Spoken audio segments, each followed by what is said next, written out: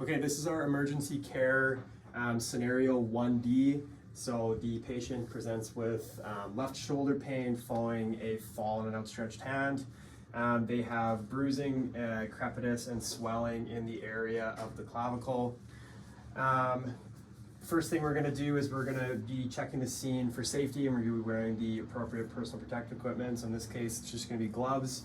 We're going to come in here and we're going to check for CMS. So I'm just going to be pressing in there, checking for color to return. I'm going to be checking for sensory at a bunch of the digits, seeing if the patient's able to feel that. And then I'm just going to tell the patient to wiggle their fingers. The case of this, we're suspecting it is a clavicle fracture. So we're going to start with a sling that's going to go underneath the elbow.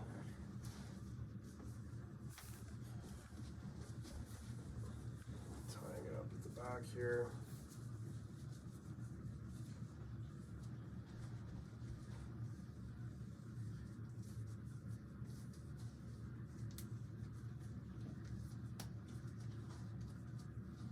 And then last, we're going to go in with some gauze here.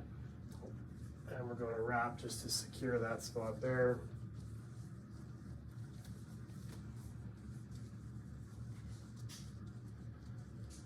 Once we put that in the sling, we're just going to recheck our CMS. So I'm going to check again for color to return. I'm going to get the patient to wiggle some fingers for me. And then I'm going to check sensory and then ask the patient if they're able to feel that. In this case here, because we're suspicious of a fracture and we don't have an X-ray unit in the clinic, we're going to be sending them to some sort of orthopedic urgent care or some sort of orthopedist for an X-ray to be done to confirm the diagnosis. So now we will take a quick break and move on to the second scenario here. So the second scenario, we have a patient who presented to the clinic with the worst headache of their life.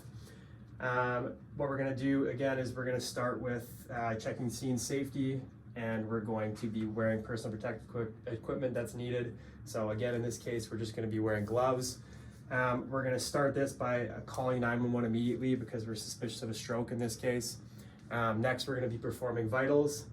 So for vitals, we're going to have the patient lying down because we're going to get them in a position that is comfortable and with them lying down as soon as we possibly can. So we will start with blood pressure.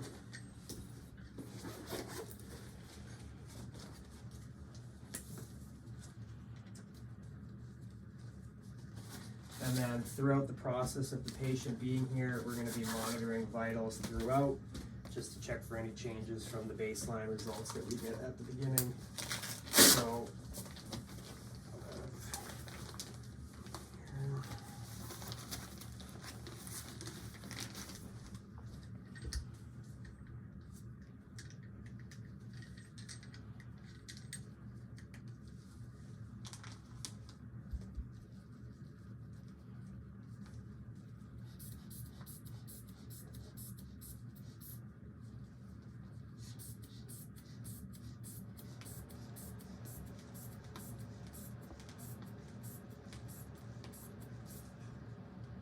along with monitoring vitals every 5 minutes, I would also record the last time the patient was well, which in this case would have been 30 minutes ago.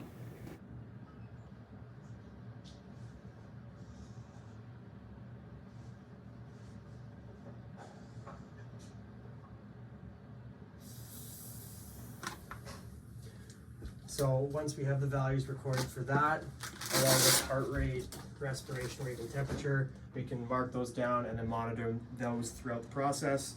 Next, what we're going to be doing is we're going to loosen up any tight clothing the patient may have, especially in areas that may cause any sort of constriction. We're going to be prepared to have the patient roll onto their side at any moment that we deem is necessary, and then we're going to begin a stroke assessment form. Along with keeping in mind the Be FAST acronym. So balance, eyes, face, arms, speech, and timing. And then along with that, we're going to wait with them until the ambulance arrives.